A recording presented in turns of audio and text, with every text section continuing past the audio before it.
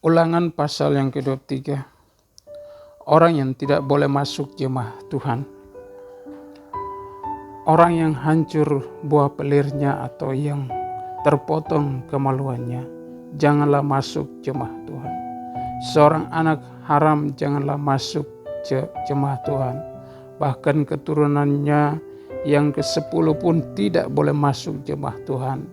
Seorang Amon atau seorang Moab janganlah masuk jemaah Tuhan. Bahkan keturunannya yang ke-10 pun tidak boleh masuk jemaah Tuhan sampai selama-lamanya. Karena mereka tidak menyongsong kamu dengan roti dan air pada waktu perjalananmu keluar dari Mesir. Dan karena mereka mengupah Bileam bin Beor dari Petor di Aram Mesopotamia melawan engkau supaya dikutukinya engkau.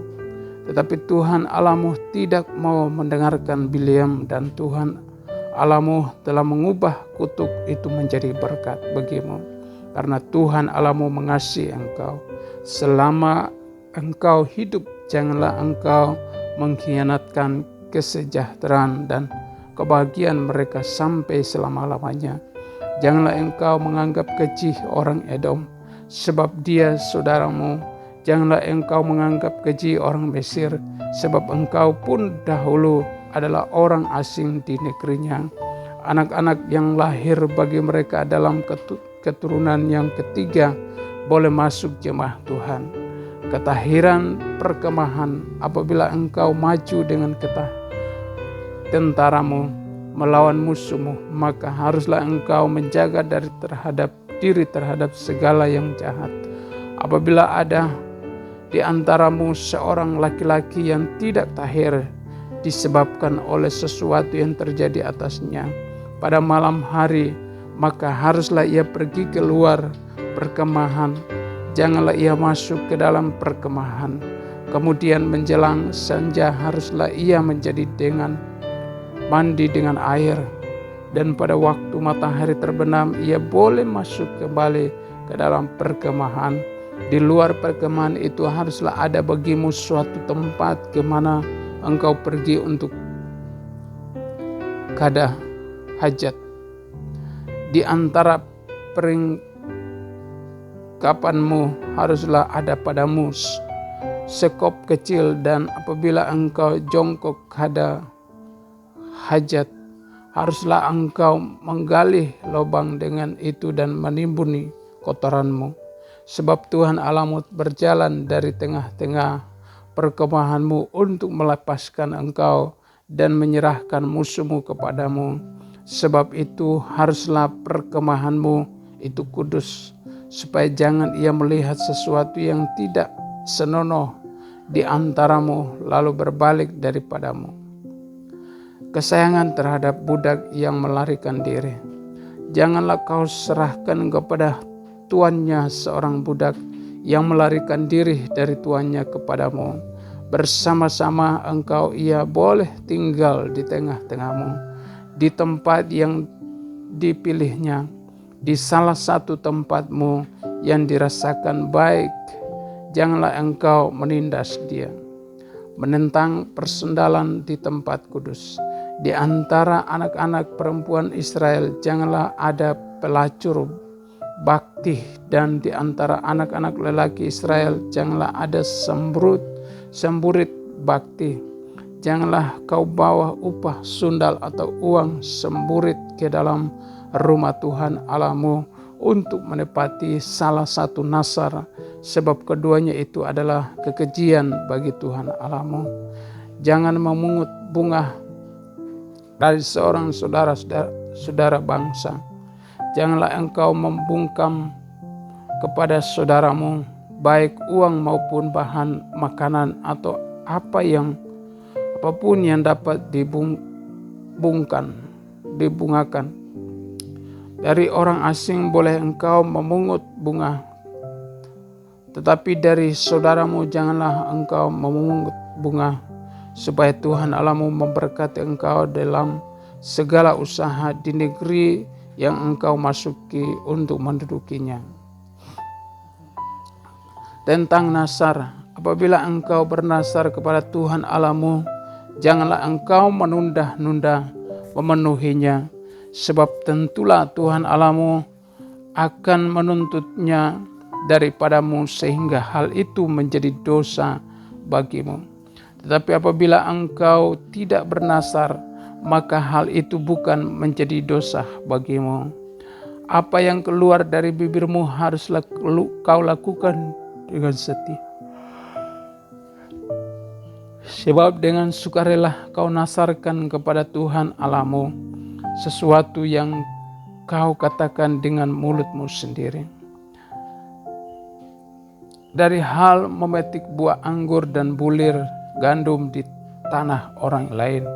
Apabila engkau melalui kebun anggur sesamamu, engkau boleh memakan buah anggur sepuas-puas hatimu, tetapi tidak boleh kau masukkan ke dalam bungkusanmu. Apabila engkau melalui ladang gandum sesamamu yang belum dituai, engkau boleh memetik bulir-bulirnya dengan tanganmu, tetapi sabit tidak boleh kau ayunkan kepada gandum sesamamu itu. Ulangan pasal 24 tentang perceraian. Apabila seseorang mengambil seorang perempuan dan menjadi suaminya, dan jika kemudian ia tidak menyukai lagi perempuan itu, sebab didapatinya yang tidak senonoh padanya, lalu ia menulis surat cerai dan menyerahkannya ke tangan perempuan itu, sesudah itu menyuruh dia pergi dari rumahnya. Dan jika perempuan itu keluar dari rumahnya dan pergi dari sana, lalu menjadi istri orang lain, dan jika laki-laki yang kemudian ini tidak cinta lagi kepadanya, lalu menulis surat cerai dan menyerahkannya ke tangan perempuan itu, serta menyuruh dia pergi dari rumahnya, atau jika laki-laki yang kemudian mengambil dia menjadi istrinya itu mati, maka suaminya yang pertama yang telah menyuruh dia pergi itu tidak boleh mengambil dia kembali menjadi istrinya. Setelah perempuan itu dicemari, sebab hal itu adalah kekejian di hadapan Tuhan. Janganlah engkau mendatangkan dosa atas negeri yang diberikan Tuhan Allahmu kepadamu menjadi milik pusakamu. Apabila baru saja seorang mengambil istri, janganlah ia keluar bersama-sama dengan tentara maju berperang atau dibebankan sesuatu pekerjaan. 1 tahun lamanya ia harus dibebaskan untuk keperluan rumah tangganya dan menyukakan hati perempuan yang telah diambilnya menjadi istrinya. Tentang melindungi sesama manusia. Janganlah mengambil kilangan atau batu kilangan atas sebagai gadai, karena yang demikian itu mengambil nyawa orang sebagai gadai. Apabila seorang kedapatan sedang menculik salah seorang saudaranya dari antara orang Israel, lalu memperlakukan dia sebagai budak dan menjual dia, maka haruslah penculik itu mati. Demikianlah harus kau hapuskan yang jahat atau dari yang tengah-tengahmu. Hati-hatilah dalam hal penyakit kusta, dan lakukanlah dengan tepat segala yang diajarkan imam-imam orang Lewi kepadamu. Apa yang kuperintahkan kepada mereka haruslah kamu lakukan dengan setia. Ingatlah apa yang dilakukan Tuhan Allahmu kepada Miriam pada waktu perjalananmu keluar dari Mesir. Apabila engkau meminjamkan sesuatu kepada sesamamu, janganlah engkau masuk ke rumahnya untuk mengambil gadai daripadanya. Haruslah engkau tinggal berdiri di luar. Dan orang yang kau beri pinjaman itu haruslah membawa gadai itu keluar kepadamu. Jika ia seorang miskin, janganlah engkau tidur dengan barang gadaiannya. Kembalikanlah gadaian itu kepadanya pada waktu matahari terbenam, supaya ia dapat tidur dengan memakai kainnya sendiri dan memberkati engkau. Maka engkau akan menjadi benar di hadapan Tuhan Allahmu. Janganlah engkau memeras pekerja harian yang miskin dan menderita, baik ia saudaramu maupun seorang asing yang ada di negerimu di dalam tempatmu.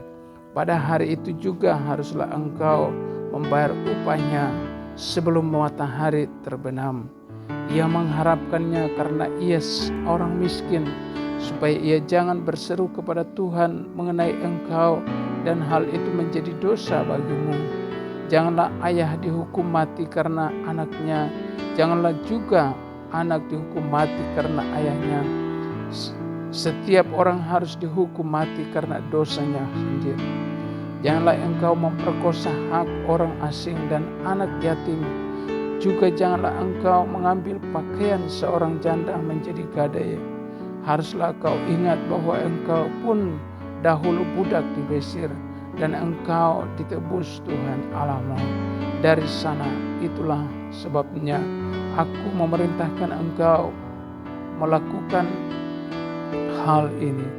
Apabila engkau menuai di ladangmu, lalu terlupa seberkas di ladang, maka janganlah engkau kembali untuk mengambilnya.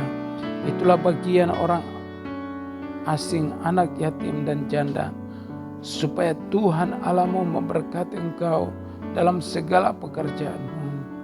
Apabila engkau memetik hasil pohon zaitun dengan memukul-mukulnya, janganlah engkau memeriksa dahan-dahannya sekali lagi. Itulah bagian orang asing, anak yatim dan janda.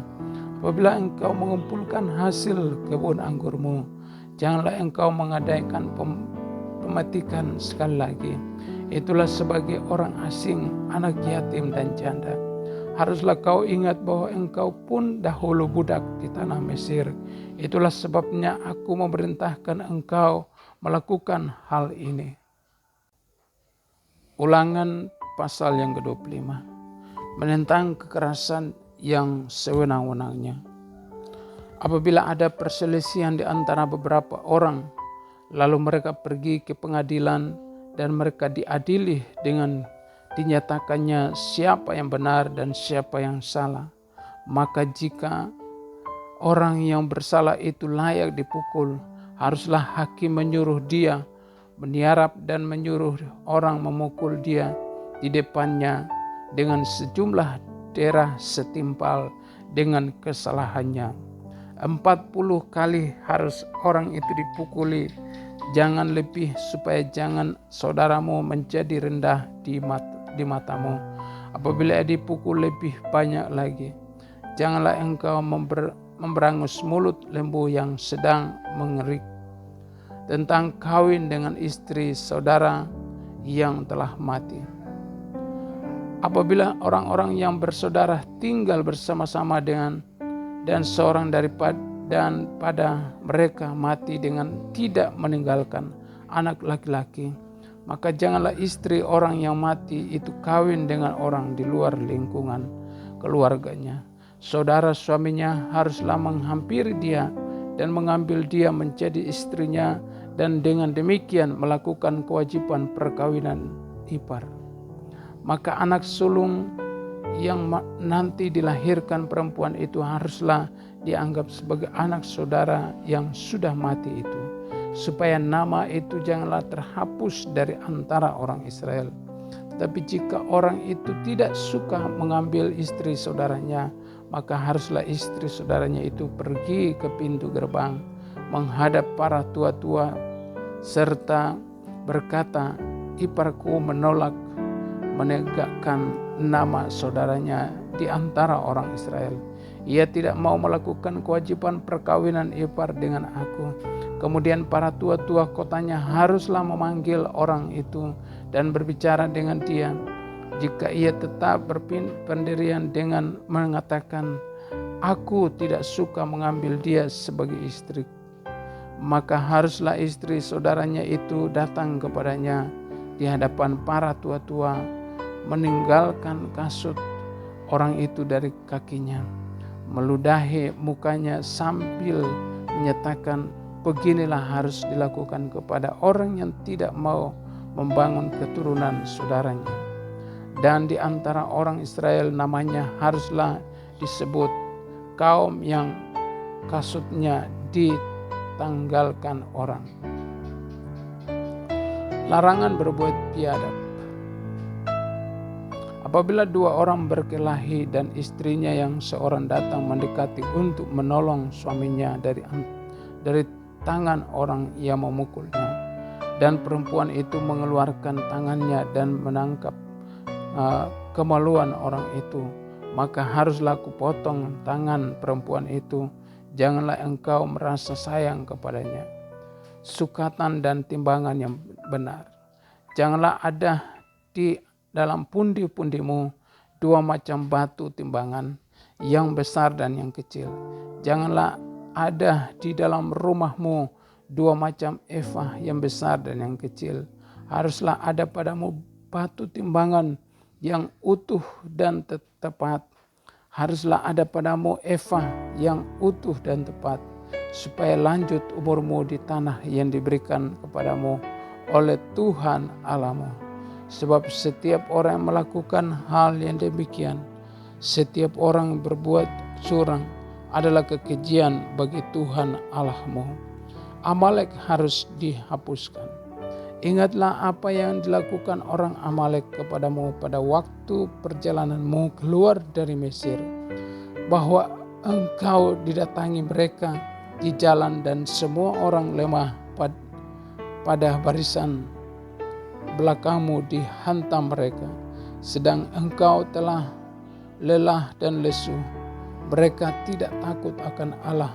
Maka apabila Tuhan Allahmu sudah mengaruniakan keamanan kepadamu dan pada segala musuhmu di sekeliling, di negeri yang diberikan Tuhan Allahmu kepadamu untuk dimiliki sebagai milik pusaka, maka haruslah engkau menghapuskan ingatan kepada Amalek dari kolong langit. Jangan lupa. Ulangan pasal yang ke-26, mempersembahkan hasil pertama. Apabila engkau telah masuk ke negeri yang diberikan Tuhan Allahmu kepadamu, menjadi milik pusakamu, dan engkau telah mendudukinya dan diam di sana, maka haruslah engkau membawa hasil pertama dari bumi yang telah kau kumpulkan dari tanahmu yang diberikan kepadamu oleh Tuhan Allahmu, dan haruslah engkau memenuhinya, menaruhnya dalam bakul, kemudian pergi ke tempat yang akan dipilih Tuhan Allahmu untuk membuat namanya diam di sana.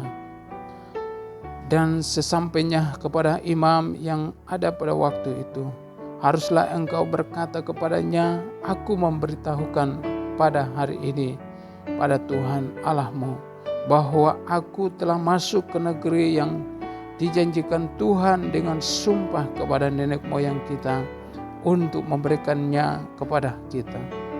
Maka imam harus menerima bakul itu dari tanganmu dan meletakkannya di depan mezbah Tuhan Allahmu. Kemudian engkau harus menyatakan di hadapan Tuhan Allahmu, demikian bapakku dahulu seorang Aram, seorang pengembara. Ia pergi ke Mesir dengan sedikit orang saja dan tinggal di sana sebagai orang asing. Tetapi di sana ia menjadi suatu bangsa yang besar, kuat dan banyak jumlahnya.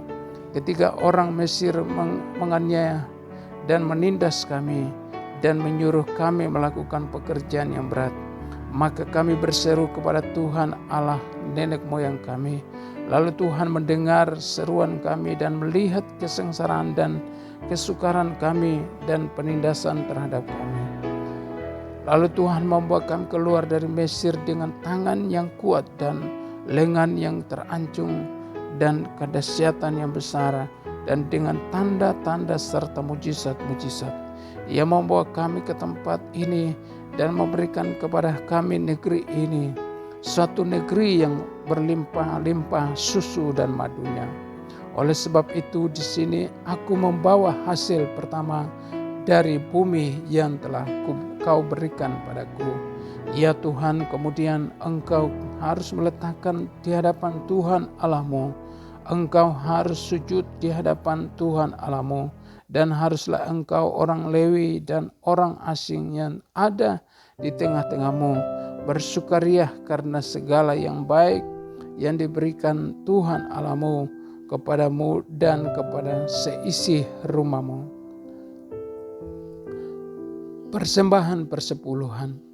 Apabila dalam tahun yang ketiga, tahun persembahan persepuluhan, engkau sudah selesai mengambil segala persembahan persepuluhan dari hasil tanahmu, maka haruslah engkau memberikannya kepada orang Lewi, orang asing, anak yatim, dan kepada janda, supaya mereka dapat makan di dalam tempatmu dan menjadi kenyang. Dan haruslah engkau berkata di hadapan Tuhan Allahmu, telah kau pindahkan persembahan kudus itu dari rumahku. Juga telah kau berikan kepada orang Lewi dan kepada orang asing, anak yatim, dan kepada janda, tepat seperti perintah yang telah kau berikan kepadaku. Tidak kulakahi atau kulupakan sesuatu dari perintahmu itu. Pada waktu aku berkabung, sesuatu tidak kumakan dari persembahan kudus itu. Pada waktu aku najis, sesuatu tidak kujauhkan daripadanya. Juga sesuatu tidak kupersembahkan daripadanya kepada orang mati, tetapi aku mendengarkan suara Tuhan Allahku. Aku berbuat sesuai dengan segala yang kuperintahkan kepadamu. Jenguklah dari tempat kediamanmu yang kudus, dari dalam sorga, dan berkatalah umatmu Israel dan tanah yang telah kau berikan kepada kamu, seperti yang telah kujanjikan dengan sumpah kepada nenek moyang kamu, satu negeri yang berlimpah-limpah susu dan madunya. Kata penutup mengenai pemberitahuan hukum Taurat. Pada hari ini Tuhan Allahmu memerintahkan engkau melakukan ketetapan dan peraturan ini. Lakukanlah semuanya ini dengan setia, dengan segenap hatimu dan segenap jiwamu. Engkau telah menerima janji daripada Tuhan pada hari ini, bahwa Ia akan menjadi Allahmu, dan engkau pun akan hidup menurut jalan yang ditunjukkannya, dan berpegang pada ketetapan perintah serta peraturannya, dan mendengarkan suaranya.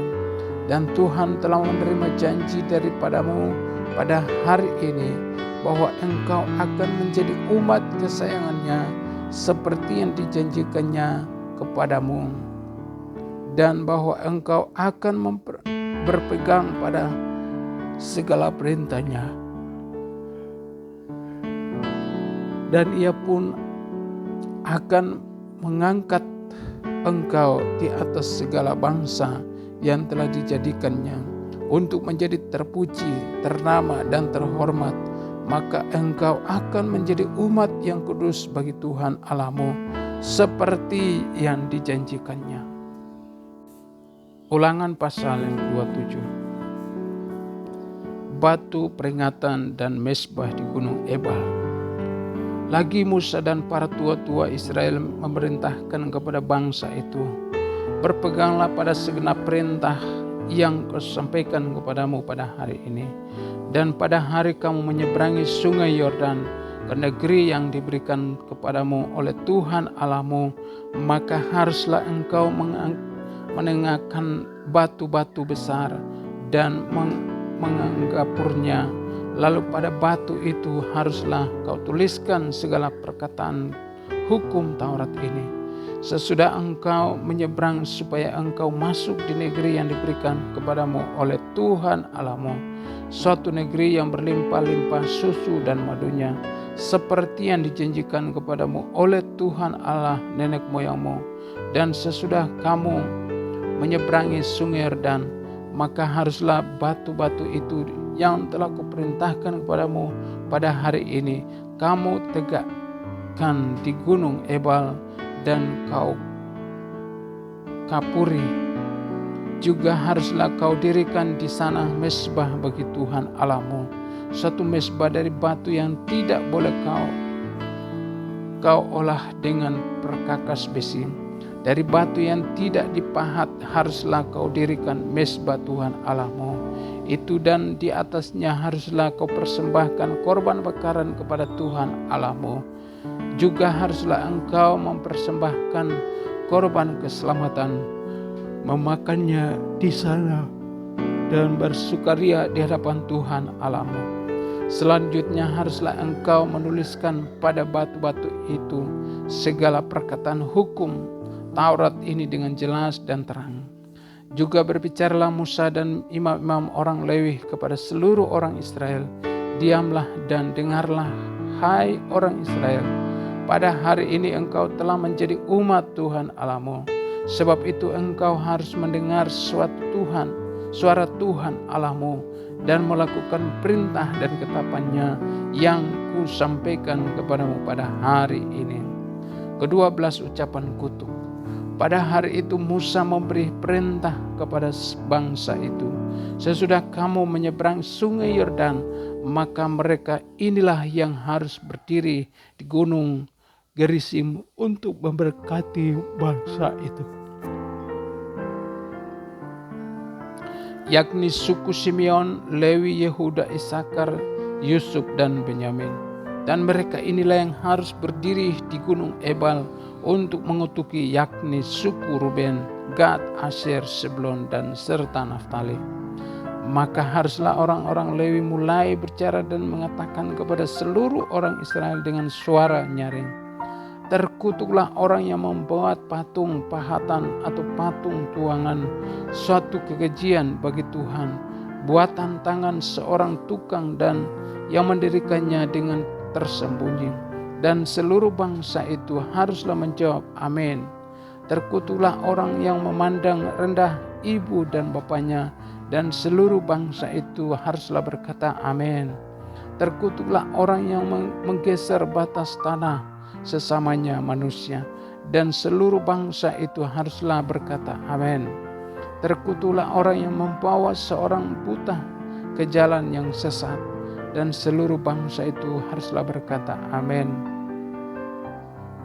Terkutuklah orang yang memperkosa hak orang asing, anak yatim dan janda, dan seluruh bangsa itu haruslah berkata amin.